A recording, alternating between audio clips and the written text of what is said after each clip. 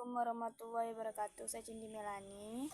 Bagaimana nilai-nilai Pancasila dapat dijadikan pedoman etis dalam pengembangan teknologi informasi di Indonesia?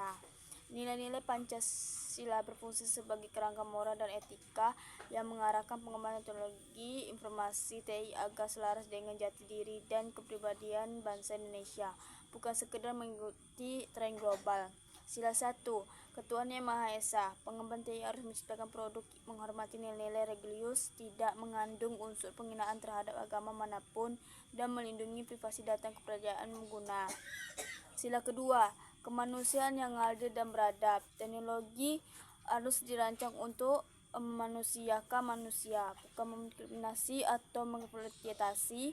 Ini mencakup prinsip privasi data, perlindungan dari cyberbullying, dan memastikan bahwa sistem tidak bias dan adil bagi semua pengguna. Sila ketiga, persatuan Indonesia.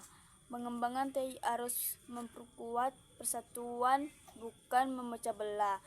Platform media sosial dan digital harus mempromosikan toleransi, memerangi hoaks dan ujaran kebencian dapat memecah belah, serta menggunakan bahasa yang bersatu seperti bahasa Indonesia. Sila keempat, kerakyatan.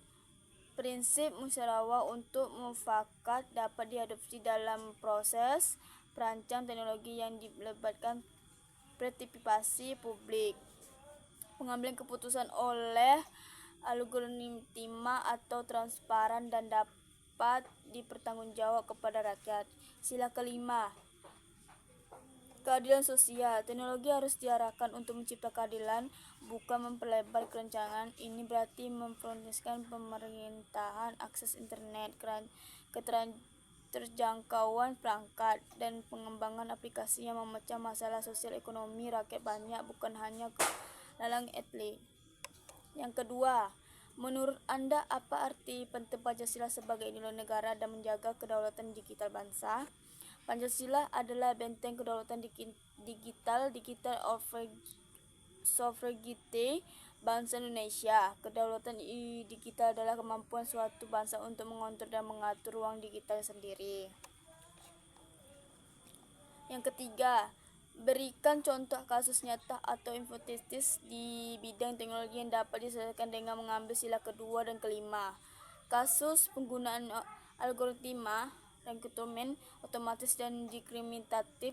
Semua perusahaan Indonesia menggunakan sistem AL untuk menyaring lamaran kerja.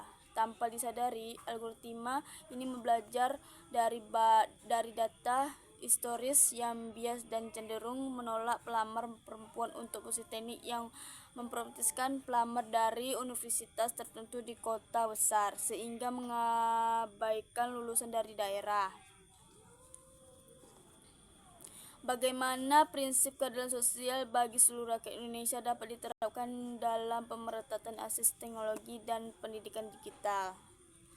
Penerapan prinsip dan memerlukan pendekatan multidimensi infrastruktur yang merata. Pemerintah harus memprioritaskan pembangunan infrastruktur telekomunikasi seperti tower BTS dan jaringan fiber optik, tidak hanya di Pulau Jawa dan kota besar, tetapi juga di daerah 3T terdepan terlalu tertinggal. Keterjangkauan efisien menyediakan subsidi atau insentif pajak untuk perangkat keras, smartphone, laptop, smartphone nggak tahu ya, dan paket data internet yang terjangkau bagi masyarakat penghasilan rendah dan pelajar mahasiswa pendidikan digital yang interaktif.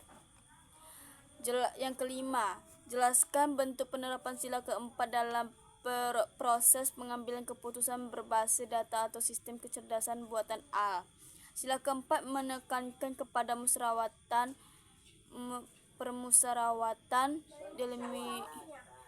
delimiration, kebijakan Unistin, dan pertanggungjawaban kepada perwakilan rakyat. Penerapan dalam sistem AL-data, transparansi, dan dapat dijelaskan Sistem al tidak boleh menjadi kotak hitam. Hasil keputusannya harus dapat dijelaskan secara logis dan dipahami oleh manusia.